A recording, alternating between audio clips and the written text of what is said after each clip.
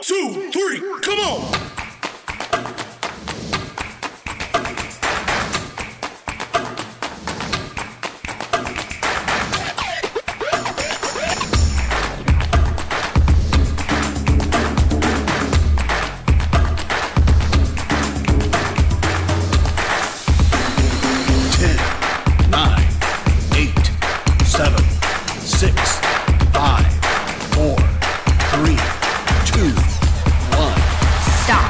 Tema kita adalah following Christ. Saat kita mengikut Tuhan, kita tetap akan bisa mengalami yang namanya ada aja masalah tetap. Tapi saat berjalan bersama Tuhan, Tuhan akan bantu. Oke, ini udah kayaknya dia nggak bisa, dia akan bantu remove. Nah, tapi teman-teman, walaupun kelihatannya kayak enak banget ya, gue jadi nggak perlu khawatir lagi sama kehidupan gue. Ya udah tinggal kayak ikut Tuhan aja, pokoknya pegangan erat sama Tuhan. Entah Tuhan mau lead kemana, udah pokoknya ikut aja, pasti gue aman. Emang kelihatannya kayak enak banget sih teman-teman, tapi tetap ada bagian yang harus kita lakukan. Karena kalau misalkan kita mau dituntun sama Tuhan kayak tadi ya, berarti kita harus hidup dekat sama Tuhan, benar nggak sih?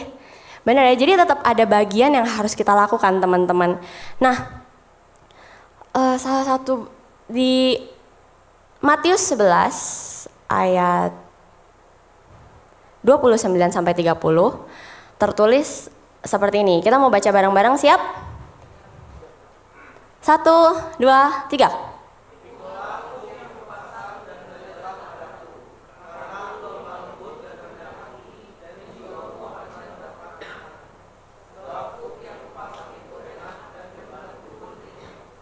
Nah, untuk kita bisa merasakan, menikmati indahnya kita ya jalan dituntun aja sama Tuhan. Tuhan juga request ini dari kita. Tuhan mau untuk kita pikul kuk yang Tuhan akan mau pasangin.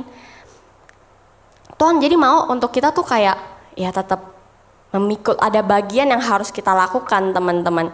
Dan di ayat ini pun ada di spill kan, maksudnya diinfokan bahwa di sini ada ditulis di gimana?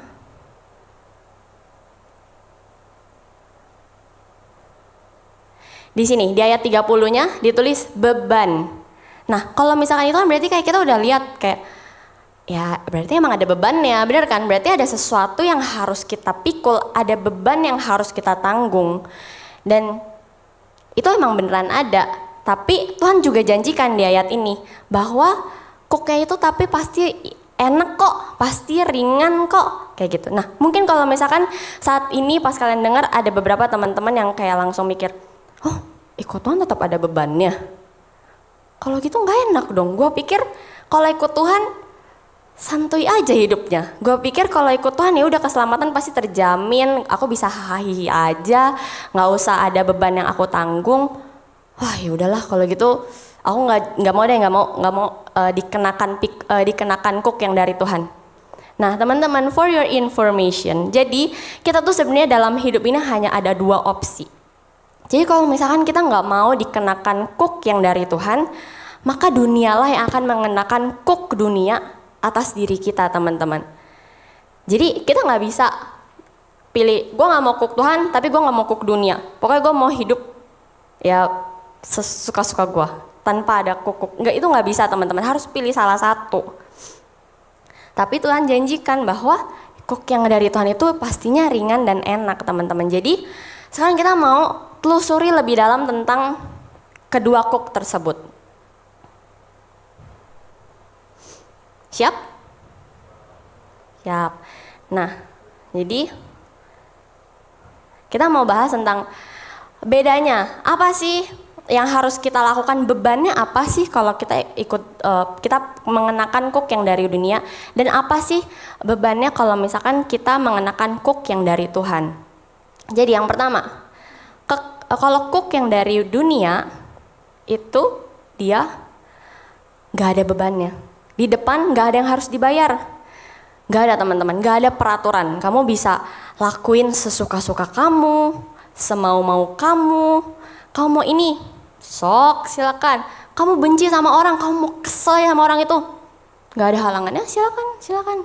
Kamu mau, bahkan ada juga yang kayak misalkan dia sampai kayak memilih untuk membunuh orang atau apa, itu kan karena dia berasa ya emang hidup ya suka-suka gua, terserah gua dong gua mau apa. Atau kayak mereka yang jadinya merokok, nge-vape, nge-high, mabok-mabokan sampai terus judi-judian segala macam sampai nggak terkontrol, itu karena apa? Karena mereka ngerasa ya hidup gua, suka-suka gua dong gua mau apa. Benar nggak sih? Jadi kalau misalkan kita mengenakan kuk yang dari dunia tuh kayak beban di awalnya nggak ada, lawless gitu teman-teman. Bentar ya. Tapi dampaknya, sekarang kita mau bahas dampaknya.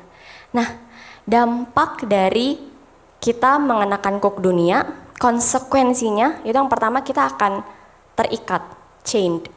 Kita akan terikat apa? Kita akan terikat dosa, kita akan terikat sama konsekuensi-konsekuensi dari dosa yang kita lakukan.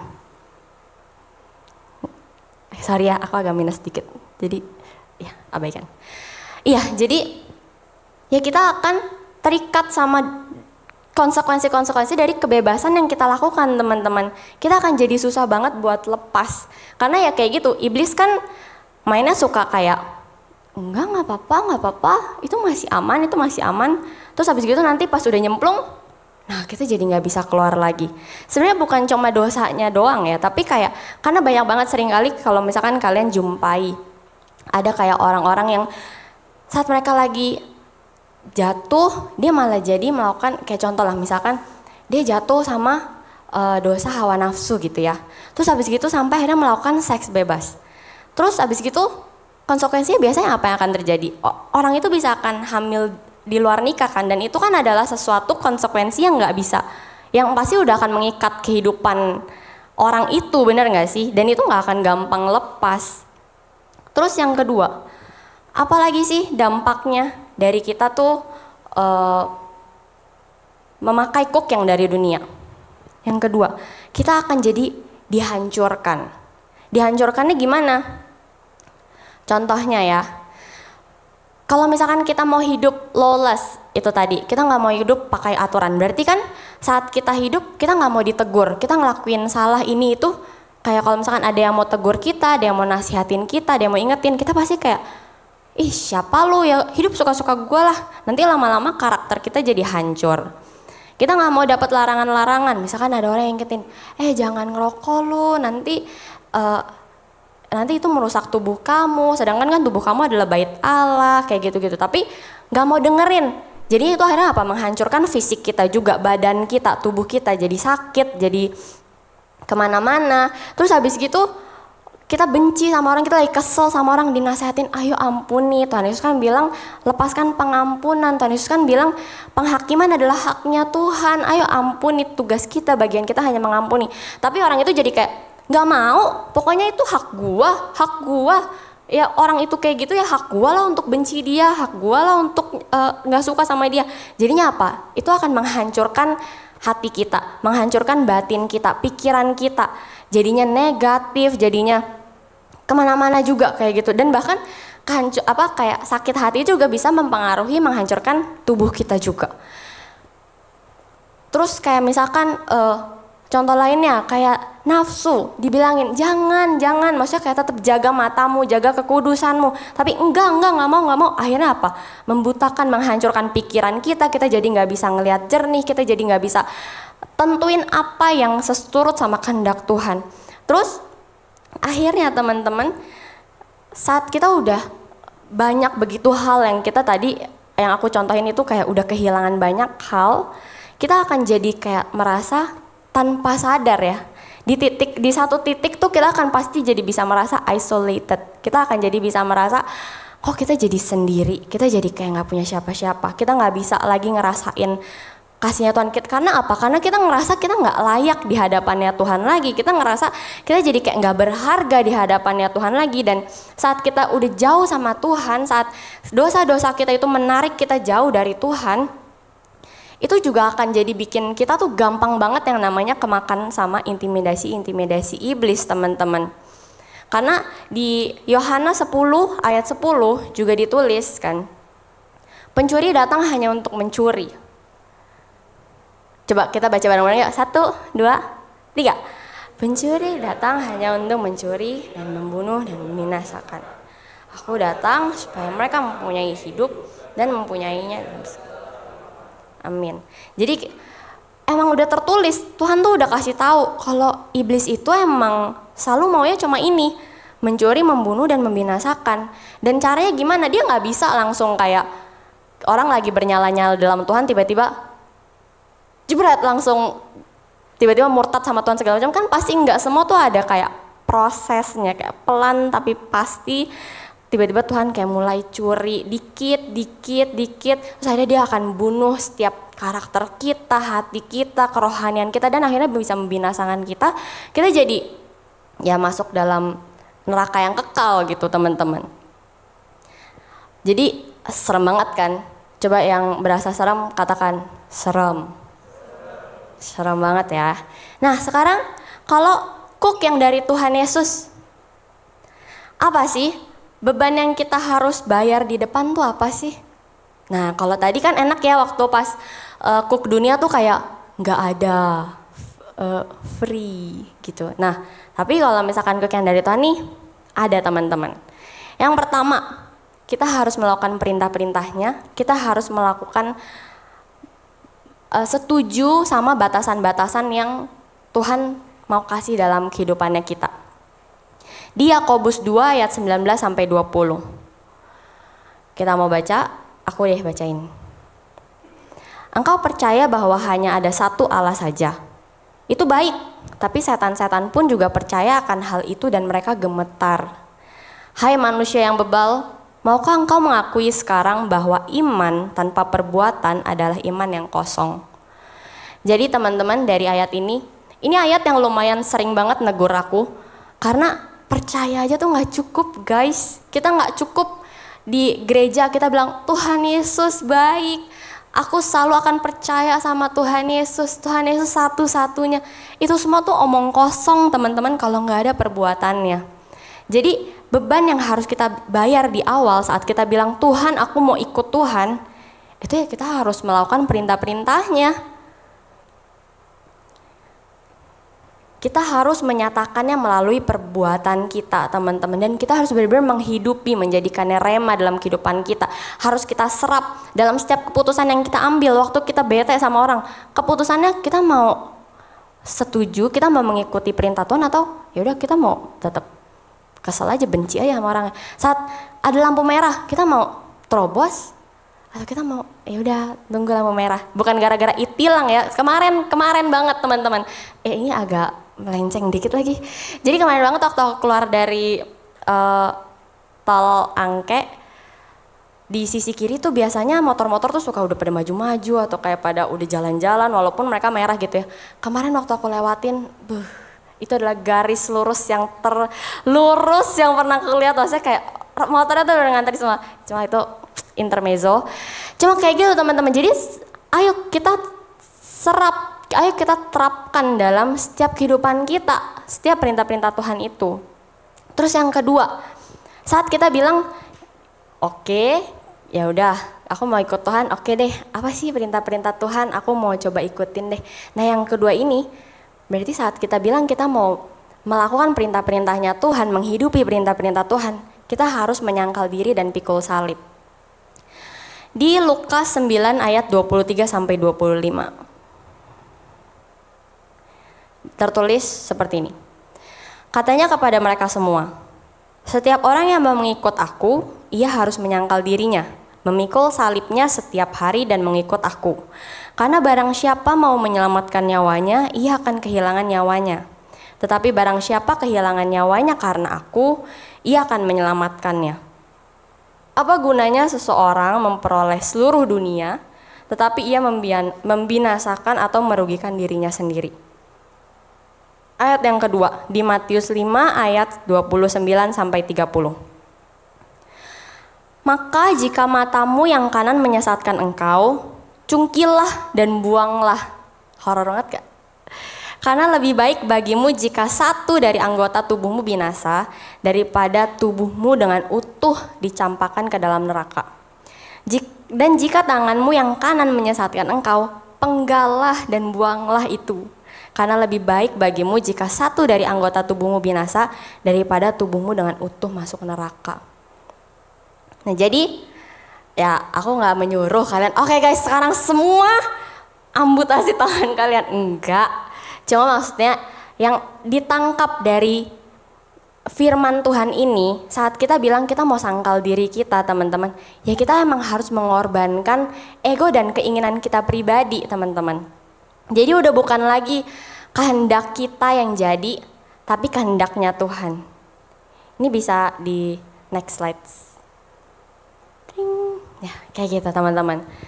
Jadi saat kita bilang sangkal diri ya itu, nggak muluk-muluk emang harus nyongkel mata dan potong tangan, tapi kayak ya saat kita tahu ego kita, saat kita tahu keinginan kita itu membuat kita jauh dari Tuhan, ya kita harus udah jangan lakukan kehendak Tuhan. Saat kita bilang kita sangkal diri itu ya berarti kita benar-benar put kehendak Tuhan itu di atas kehendak kita sendiri. Contohnya apa sih? Kayak mengutamakan kehendak Tuhan dibanding kehendak diri sendiri. Yang pertama kayak misalkan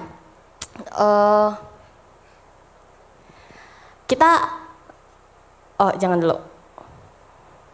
Misalkan kita diperhadapkan sama sebuah keadaan yang kalau misalkan kita kayaknya tuh kayak lagi, oh ini nggak ada yang lihat, kalau gue curang nih, gue bisa dapat keuntungan yang besar. Atau misalkan kita diperhadapkan juga sama keadaan yang kalau misalkan kita bohong, kita akan mendapatkan keuntungan dari kebohongan kita. Nah, yang kayak gitu-gitu, tapi saat kita, oke, tapi kan Tuhan maunya apa? Bukan kehendak aku maunya bohong mungkin biar apa? Biar bisa jadi cepat kaya. Atau aku maunya curang, ngambil uang dikit-dikit, biar apa? Biar cepat kaya, biar kehendak gua nih untuk cepat kaya jadi. Tapi Tuhan maunya apa kehendaknya Tuhan? Tuhan bilang jangan berdusta, benar gak? Tuhan bilang ya kita harus apa? Kita harus hidup dengan benar, berintegritas. Jadi ya udah jangan lakuin. Itu salah satu contoh sangkal diri. Atau pas misalkan kita lagi kesel, kita lagi benci sama orang, kita lagi marah sama orang, terus juga kita ingat Tuhan bilang ampuni. Oke. Kalau kehendak kitanya kita turutin kan nggak mau, pokoknya ya itu kan maunya gua. Atau misalkan kita tiba-tiba ada orang yang jahatin kita, terus kita merasa kita jadi korban gitu ya. Kita merasa apa ini gue menerima ketidakadilan gitu dari situasi ini. Kita nggak mau terima, kita umbar-umbar, kita jelek-jelekin orang ini ke orang lain.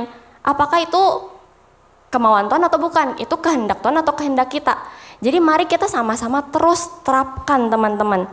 Terus bahkan kalau misalkan di sini ada yang udah kerja, tapi sebenarnya dari yang aku lihat-lihat banyak sih yang udah kerja. Jadi contohnya, misalkan kayak kita nggak ngerti sama peraturan-peraturan dari pemerintah atau dari bos atau dari pimpinan kita, salah satunya kayak tentang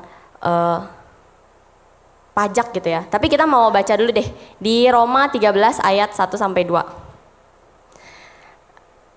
Oke. Kita baca ya. Kalian deh gantian, tadi kan aku. 1, 2, 3.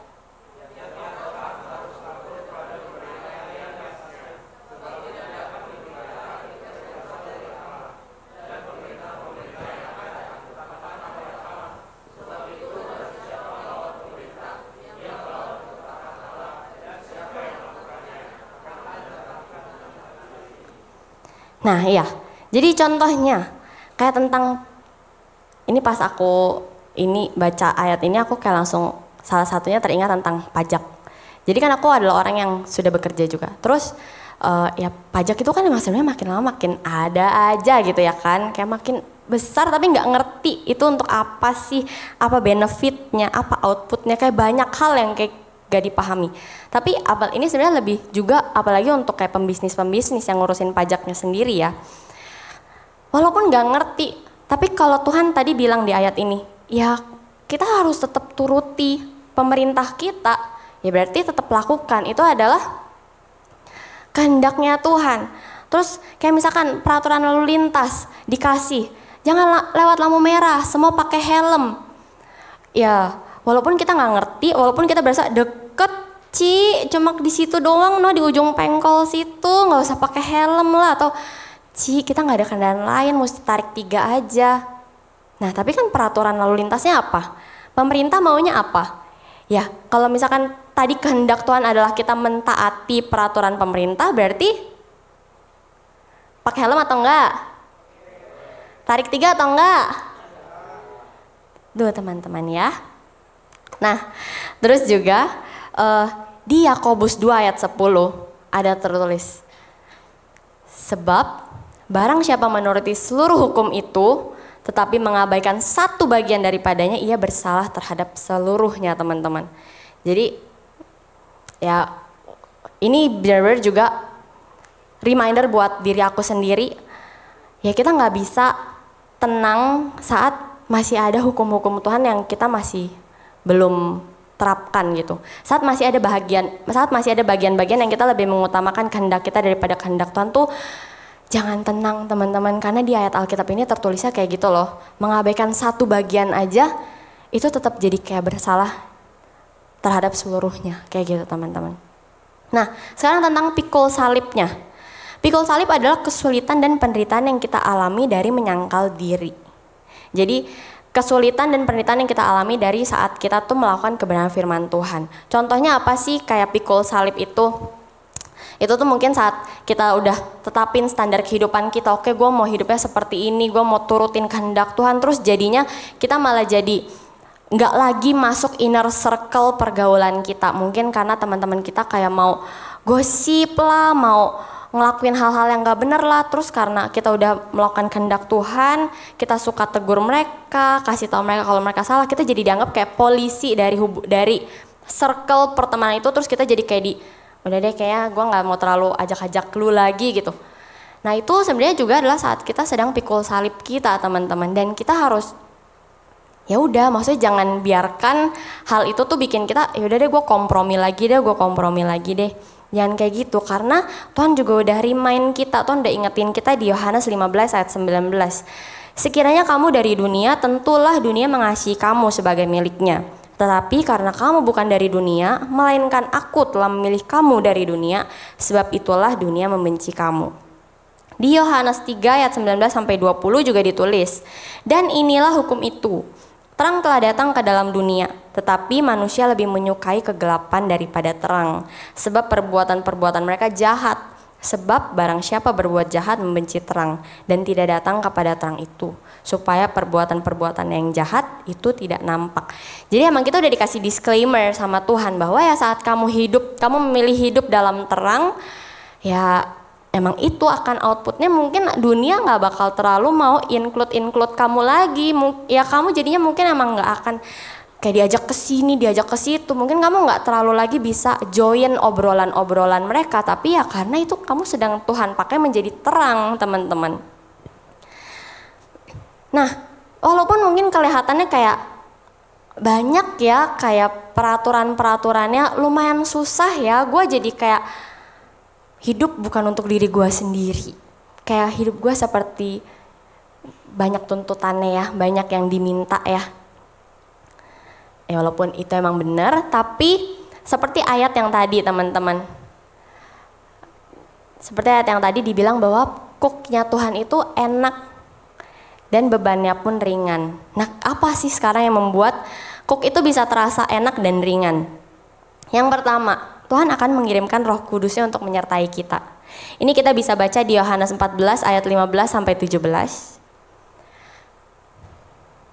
Mari teman-teman baca dalam 1, 2, 3.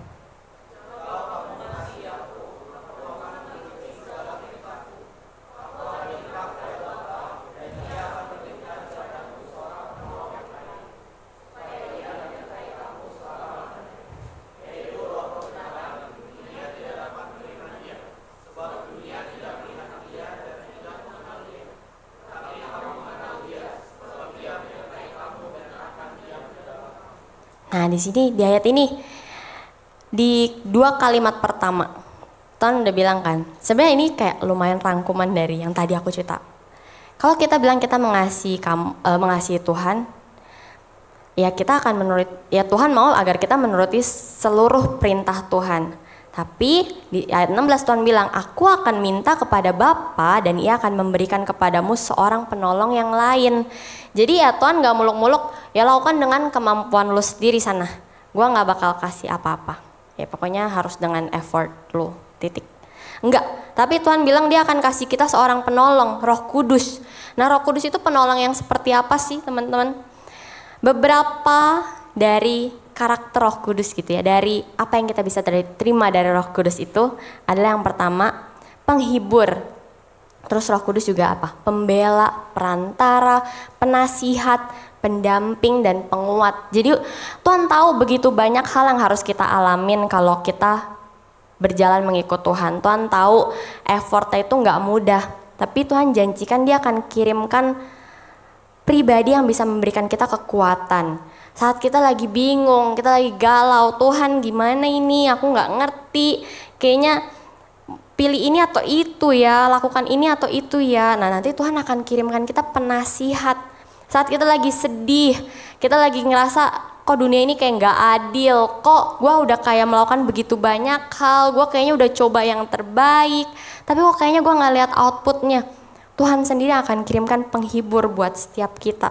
Makanya kenapa Tuhan bisa janjikan bahwa ya saat kita ikut Tuhan sungguh-sungguh ya teman-teman, bukan kayak ikut Tuhan yang kayak setengah-setengah ya, cuma iya enggak, bukan yang itu, tapi yang benar-benar sungguh-sungguh.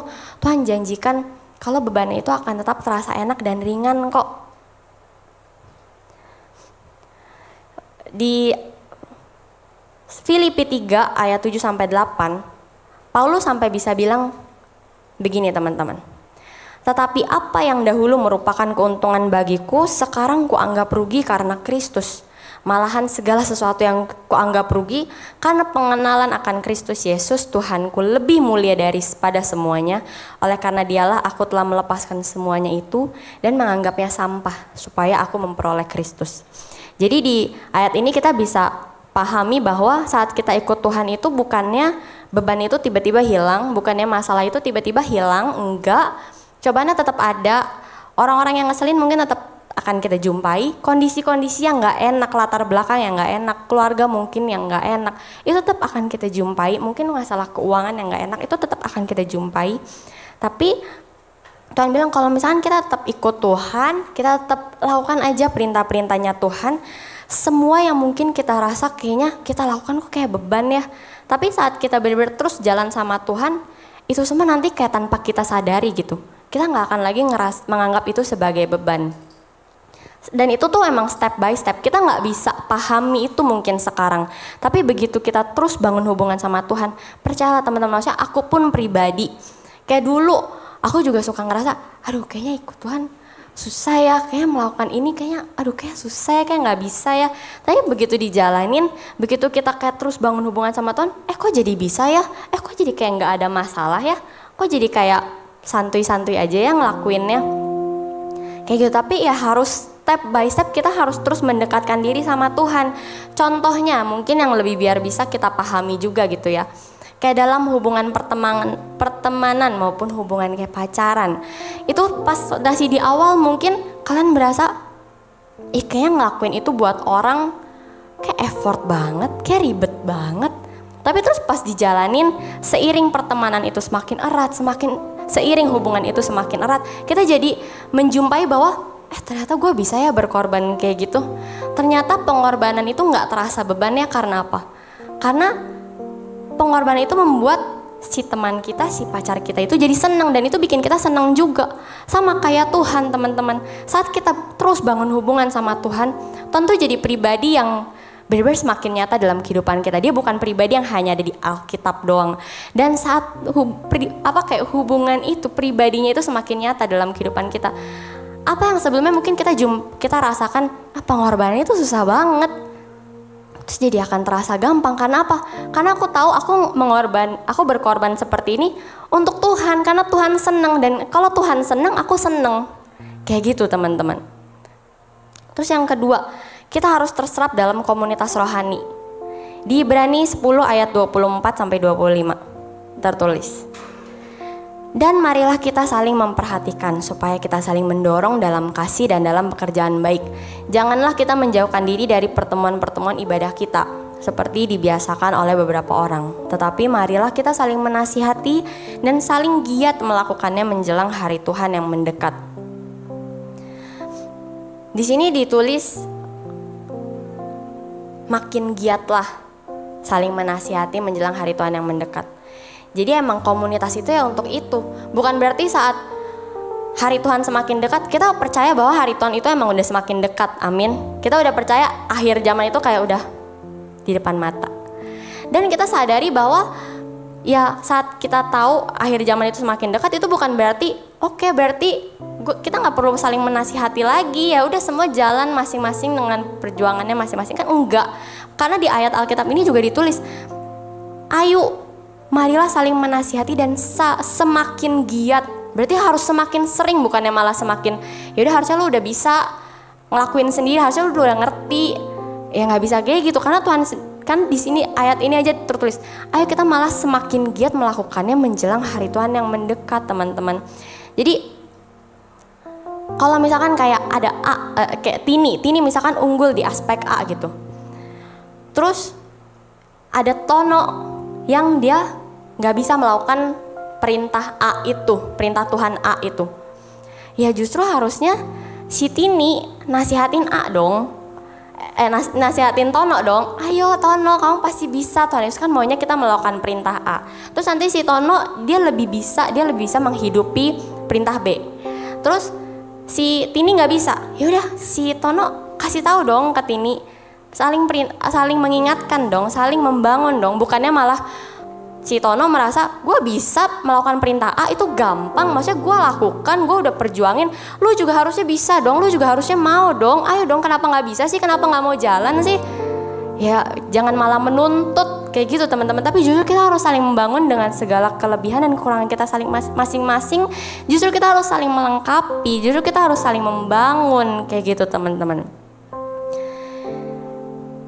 Di Galatia 6 ayat 1 juga tertulis, saudara-saudara, kalaupun seorang kedapatan melakukan suatu pelanggaran, maka kamu yang rohani harus memimpin orang itu ke jalan yang benar dalam roh lemah lembut, sambil menjaga dirimu sendiri, supaya kamu juga jangan kena pencobaan. Bertolong-tolonglah menanggung bebanmu, demikianlah kamu memenuhi hukum Kristus.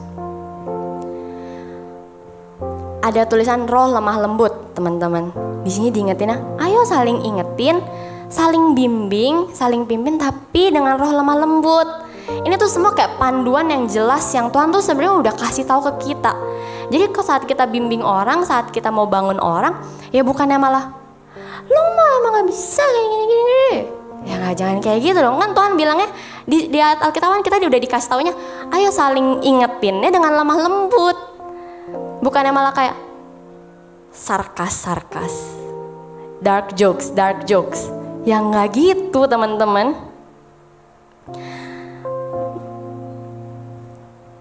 Jadi emang Tuhan tuh udah tetapkan kita sebagai komunitas ini tuh ya emang untuk saling melengkapi, saling membangun. Kenapa dibilangnya komunitas itu tempat saling membangun? Bukan tempat berjalan bersama-sama doang. Karena yang namanya saling membangun berarti kan akan ada yang jatuh, jadi harus dibangunin. Akan ada yang lebih lemah di sini, jadi harus dibangunin. Ya karena komunitas itu emang itu tujuannya, untuk kita sama-sama saling membangun dari segala kelebihan dan kelemahan kita masing-masing. Ya dengan segala pace-nya masing-masing juga gitu. Untuk tujuannya apa? Biar at the end kita bisa berjalan bersama-sama memenuhi kebenaran firman Tuhan dalam kehidupan kita. Nah terus singkat aja, dampaknya apa sih saat kita mengenakan kuk yang dari Tuhan? Yang pertama seperti yang ada di ayat Alkitab kita ya, ayat Alkitab pertama kita yang kita bahas, ya Tuhan janjikan kita akan menerima ketenangan yang dari Dia. Kenapa ya? Karena saat kita terus merelakan hati kita terus mau berjalan bersama-sama Tuhan, hidup erat dengan Tuhan, ya hubungan kita akan semakin dekat sama Tuhan. Kasih Tuhan akan semakin gampang untuk tinggal di dalam hidup kita. Dan saat hati kita ini dipenuhinya sama kasih Tuhan, ya kita jadi gak akan gampang kesel, kita gak akan jadi gampang berpikir negatif. Karena hanya kasih Tuhan yang kita bisa rasain, hanya perkataan-perkataan Tuhan yang bisa kita ingat. Yang muncul di otak kita tuh bukan kayak, emang kan dia tuh emang rese, dia tuh emang munafik. Bukan perkataan-perkataan iblis yang seperti itu, tapi perkataan-perkataan Tuhan yang seperti, musuh kita adalah roh-roh di udara, bukan darah dan daging. Jadi temen lu bukan musuh lu, Teman sepelayanan lu bukan musuh lu. Keluarga lu bukan musuh lu. Karena mereka darah dan daging, mereka bukan roh-roh di udara. Jadi bukan me versus you, tapi us versus apa? The world, kedagingan dunia, versus apa? Dosa versus iblis. Tipu muslihat iblis, intimidasi iblis. Kayak gitu teman-teman. Terus setelah itu kita juga bisa mendapatkan kehidupan yang terbaik dari Tuhan. Karena percayalah teman-teman bahwa perintah-perintah Tuhan itu sebenarnya menjaga kita loh. Menjaga kita untuk kita bisa menerima kehidupan yang terbaik. Kayak main alat musik ini gitu ya, gitar gitu. Oh Henry bisa main sebebas-bebasnya, dia bisa main. Ada orang yang main kayak diangkat gitarnya terbalik. Itu bebas suka-suka dia, tapi tetap ada aturan-aturannya kan. Untuk kita bisa tetap dengar suara melodi yang indah, tetap ada aturannya. Gitar itu nggak bisa dipatahin, senarnya nggak bisa dicabut-cabutin semua, tetap ada aturannya. Nah sama, sebenarnya aturan-aturan Tuhan itu bukannya bikin kayak ngebatas-batasin kita nggak bisa ngehidupin kehidupan kita, enggak. Tapi peraturan-peraturan itu justru adalah untuk kita bisa menerima, bisa merasakan melodi yang terbaik dalam kehidupan kita teman-teman. Dan pada akhirnya ya saat kita mengikut Tuhan, saat kita memikul kuk yang dari Tuhan, ya kita akan menerima kemuliaan yang dari Tuhan. Kita akan mencapai garis akhir, janji-janji Tuhan, keselamatan yang kekal, semuanya teman-teman.